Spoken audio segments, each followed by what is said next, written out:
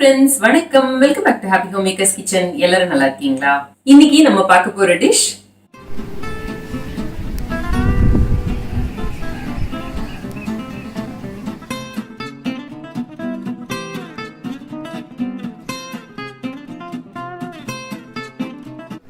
வீட்லயே இப்போ hot chocolate எப்படி தயார் பண்றதுன்னு பார்ப்போம். ரொம்ப ஈஸி தயார் பண்றது. 3/4 கப்ல இருந்து 1 கப் வரைக்கும் சாக்லேட் எடுத்துக்கோங்க. இது வந்து காம்பவுண்ட் சாக்லேட். நான் இன்னைக்கு ஒயிட் சாக்லேட் எடுத்திருக்கேன். நீங்க வந்து டார்க் சாக்லேட்டோ இல்ல நார்மல் சாக்லேட்டோ எது உங்களுக்கு கிடைக்குதோ நீங்க அதை யூஸ் பண்ணிக்கலாம். அப்புறம் 1/2 கப் அளவுக்கு சுகர் ஆர் பனங்கல்கண்டு ஆர் பொடித்த வெல்லம், நாட்டு சர்க்கரை, கருப்பட்டி பொடிச்சது, உங்களுக்கு எந்த ஸ்வீட்னர் வேணுமோ நீங்க அதை எடுத்துக்கலாம்.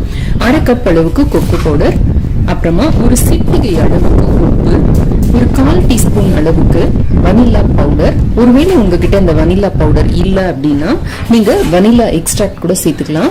இல்லாட்டி இதுவும் கிடைக்கல உங்க ஊர்ல அப்படின்னா நீங்க வந்து வனிலா எசன்ஸ் சேர்த்துக்கலாம்.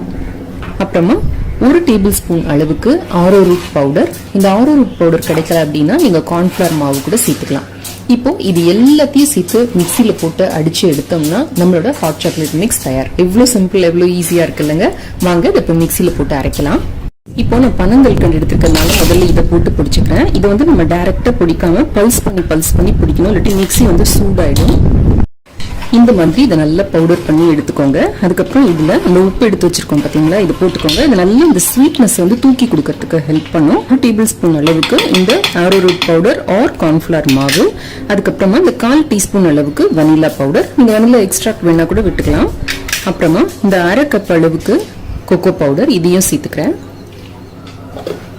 மிக்சியை இந்த மாதிரி அரைச்சி முடிச்ச உடனே திறக்காம இந்த சைடு வந்து லேசா அப்படி தட்டி கொடுங்க.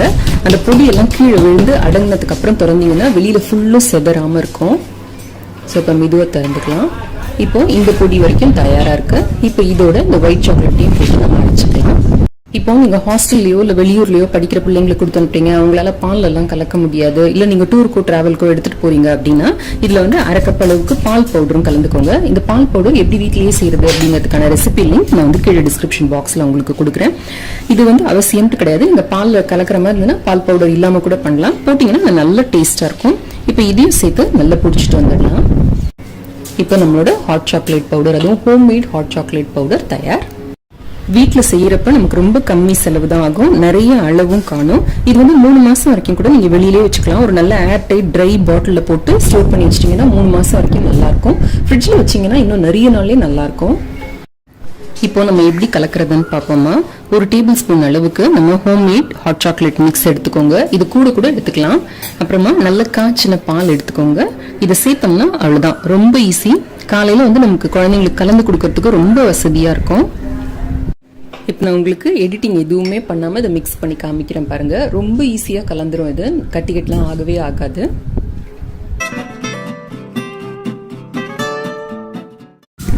அவ்வளவுதாங்க, நம்மளோட ஹோம்மேட் ஹாட் சாக்லேட் மிக்ஸ் தயார். ஒரு தடவை நீங்க இதை வீட்டுல தயார் பண்ணிட்டீங்கன்னா அப்புறம் வெளியில வாங்கவே மாட்டீங்க. அவ்வளவு டேஸ்டியா இருக்கும். இது செய்து பாருங்க. இதை நீங்க வந்து சூடாவும் கொடுக்கலாம், நல்ல கோல்டாவும் கொடுக்கலாம். ரொம்ப டேஸ்டா இருக்கும். இது வந்து நீங்க பெரியவங்களுக்கு தயார் பண்ற மாதிரி இருந்தீங்கன்னா இதுல ஒரு 1/4 டீஸ்பூன் அளவுக்கு இன்ஸ்டன்ட் காஃபி பவுடர் சேர்த்துக்கோங்க. அப்போ உங்களுக்கு அந்த ஒரிஜினல் ஹாட் சாக்லேட் மாதிரி அந்த டேஸ்ட் வந்து நல்லா தூக்கி கொடுக்கும். எப்பவுமே வந்து இந்த கொக்கோ பவுடரோட டேஸ்ட் வந்து இன்ஸ்டன்ட் காஃபி வந்து தூக்கி கொடுக்கும்.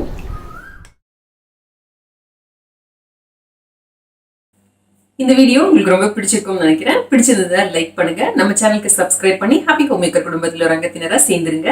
இணைந்திருங்கள் ஹாப்பி ஹோம் மேக்கருடன். என்னாலும் நன்றி, வணக்கம். ஆரோக்கியமான சமையல், ஆனந்தமான வாழ்க்கை.